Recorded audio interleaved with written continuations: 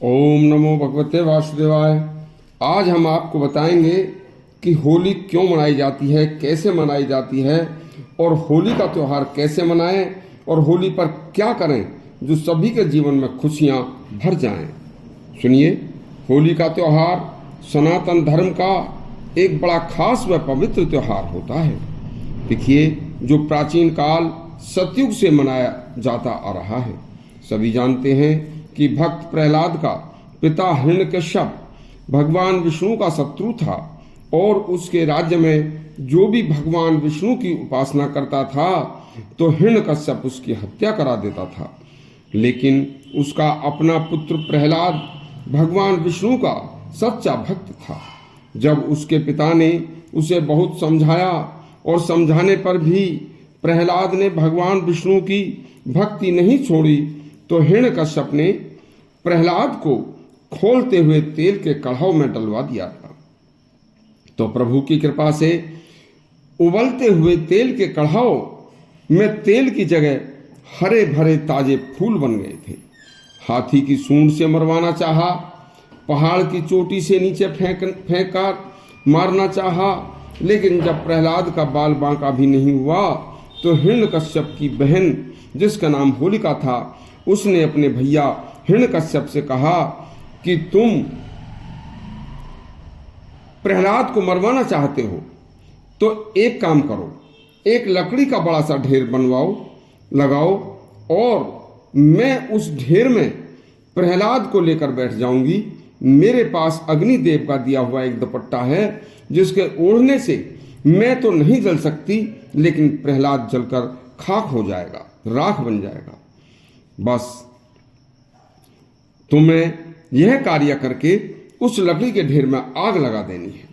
प्रहलाद को इस तरह की साजिश से मारने के लिए उन्होंने ऐसा ही किया। तब जब उसमें होलिका बच्चे प्रहलाद को लेकर बैठ गई तो हवा का एक ऐसा झोंका प्रभु ने चलाया कि होलिका का दुपट्टा उड़कर प्रहलाद के ऊपर चला गया, जिससे होलिका जल गई और प्रहलाद सुबह राख में बैठे हुए भगवान का ध्यान जप कर रहे थे। दुनिया ने सोचा कि सब जल गए होंगे। तब ऐसा चमत्कार जिन लोगों ने देखा तो उन्होंने आपस में खुशी से रंग गुलाल की होली और शुभकामनाएं एक दूसरे को देकर घरों में पकवान मिठाई बनवाई थी और खुशियां मनाई थी। हिरण्यकश्यप एक राक्षस वृत्ति का बाहुबली राजा था।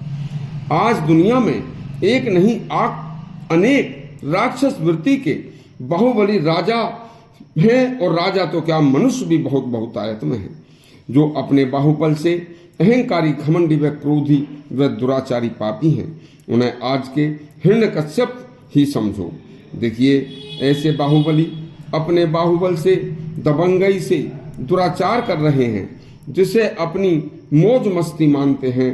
ऐसे हिरण्यकश्यपों का साम्राज्य ज्यादा दिन नहीं चलता और पाप से कमाया हुआ धन तथा लोगों के जी दुखाने का परिणाम बहुत जल्दी, थोड़े ही दिन में मौज मस्ती के बाद उन्हें कुत्ते की मौत की तरह मरने का सामने आ जाता है। इसलिए हिरण्यकश्यप और भक्त प्रहलाद की इस कथा से सभी को ये प्रेरणा लेनी चाहिए कि जितने भी बाहुबली, दुराचारी, अत्याचारी दुनिया में पैदा हुए हैं, उनका अंत बहुत बुरा होता है।